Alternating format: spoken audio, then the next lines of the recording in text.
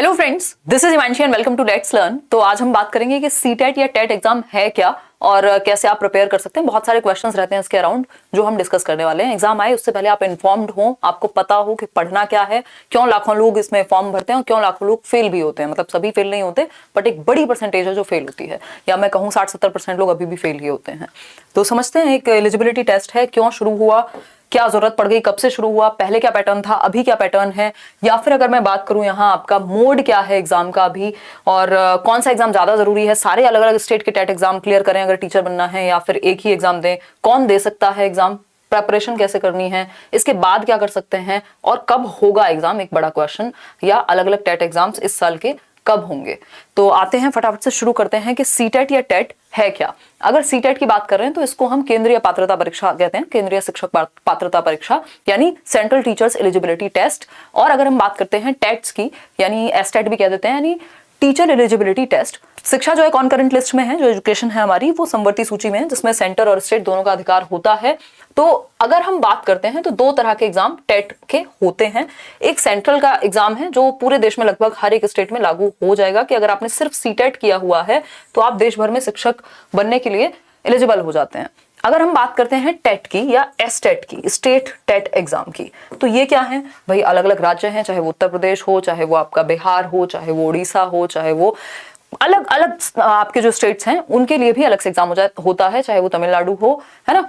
तो ये आपके स्टेट टेट होते हैं। कब से शुरुआत हुई और क्या इसकी जरूरत पड़ गई, क्या इससे नौकरी मिलती है? तो नौकरी इससे नहीं मिलती। नौकरी के लिए आपको अलग से एग्जाम देना पड़ेगा, या जो भी आपके राज्य में या केंद्र में तरीका है वो अपनाना पड़ेगा। तो इसका फायदा क्या है, या ये है क्या, क्यों शुरू हुआ? बेसिकली अगर हम टेट एग्जाम की बात करते हैं तो ये एक क्वालिफाइंग एग्जाम है, यानी आप क्या करेंगे इसमें, अगर क्वालिफाई हो जाते हैं। 2011 से इसकी शुरुआत की गई थी और उसका रीजन ये था कि आपको एक फिल्टर लग जाए। सीटेट या टेट की अगर हम बात करते हैं तो आपकी जो वैलिडिटी है वो लाइफ टाइम है आज की डेट में।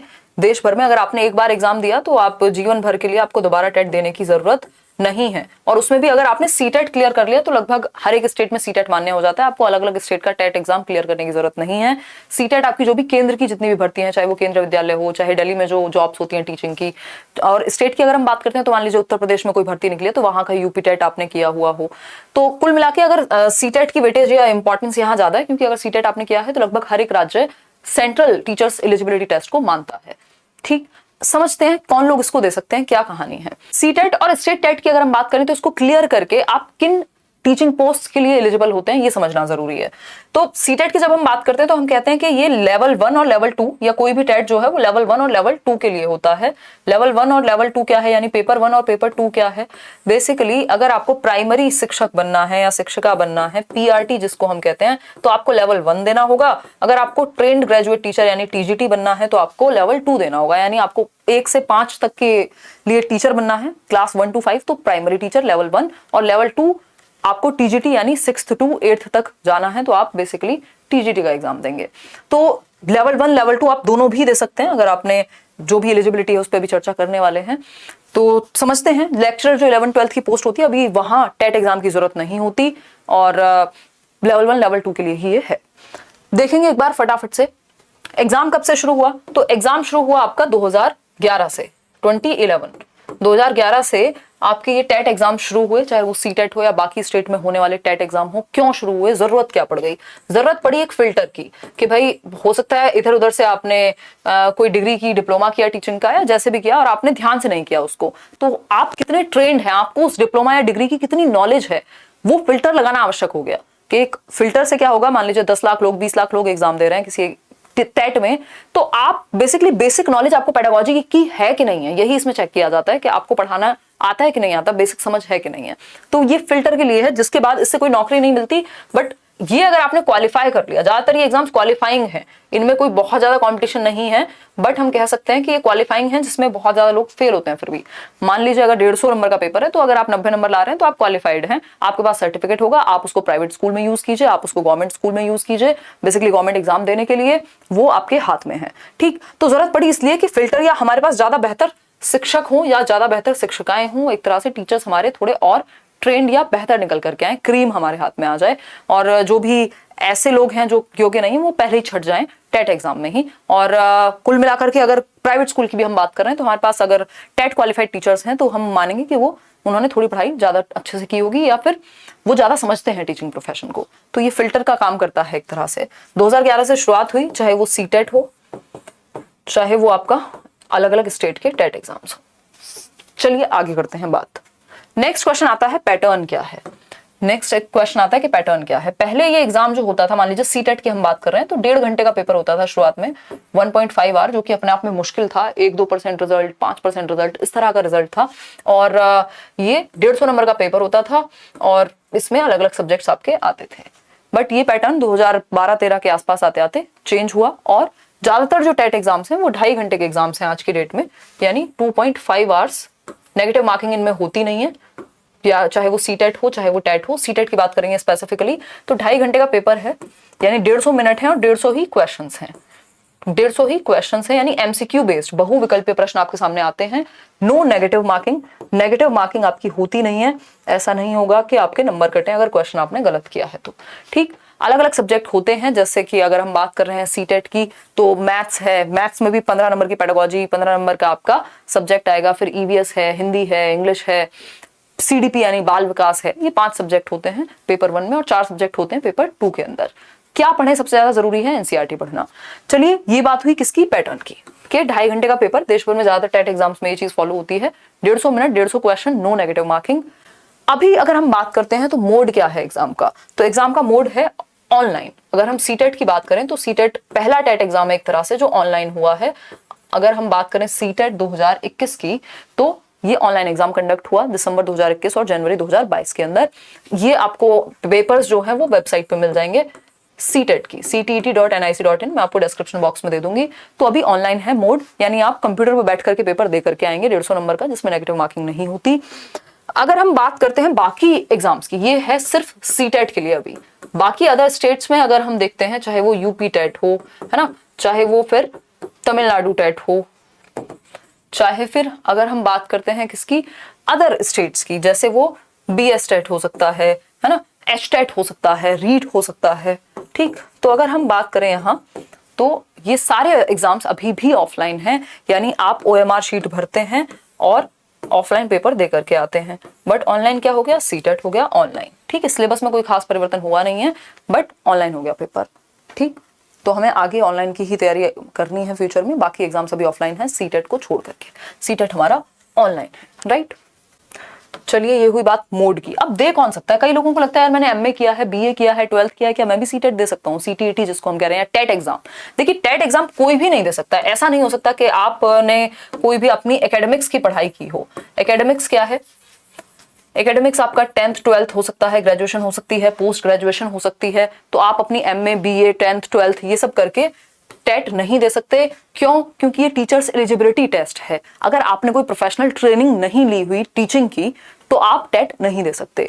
मतलब आपने या तो डिप्लोमा टीचिंग में, या तो कोई डिप्लोमा, चाहे वो ईटीई हो, चाहे वो जिसको हम 12th के बाद बोलते हैं कि किया जाता है, चाहे वो आपका जेबीटी हो, बीटीसी हो, जिसको इवेंचुअली डीएलएड ही बना दिया गया।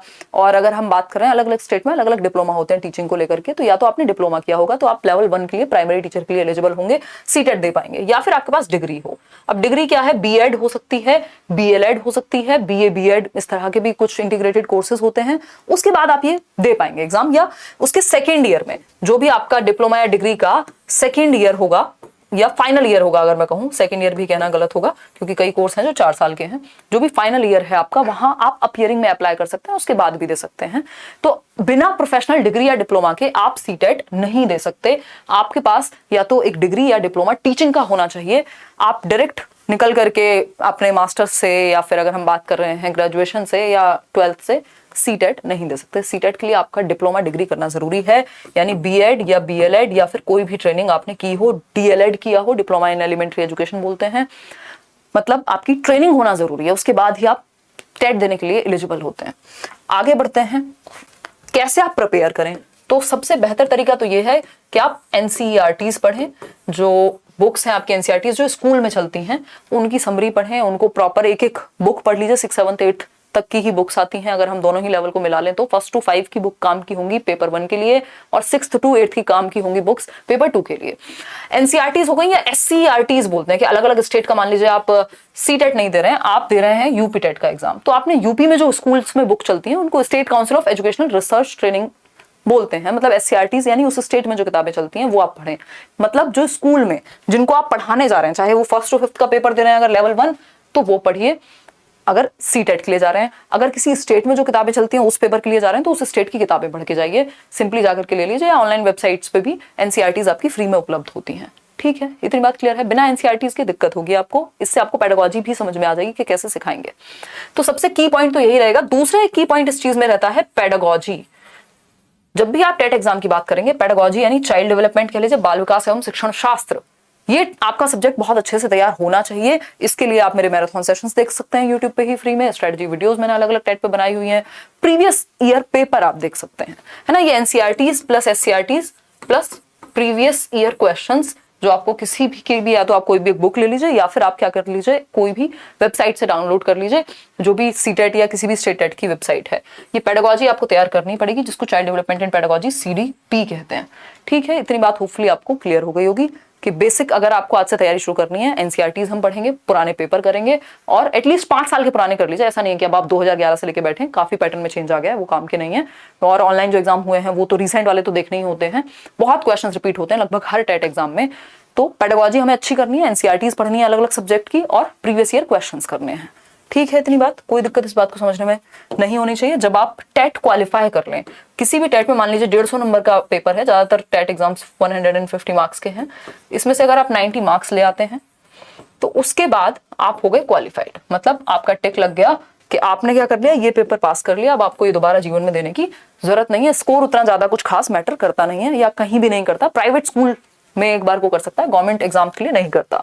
इसके बाद आपके पास रहते हैं 2 ऑप्शन, या तो आप प्राइवेट स्कूल में जाकर के इंटरव्यू दें और दिखाएं कि देखिए आपने टेट क्वालिफाई किया हुआ है, या फिर आप गवर्नमेंट स्कूल में जाकर के इंटरव्यू दें।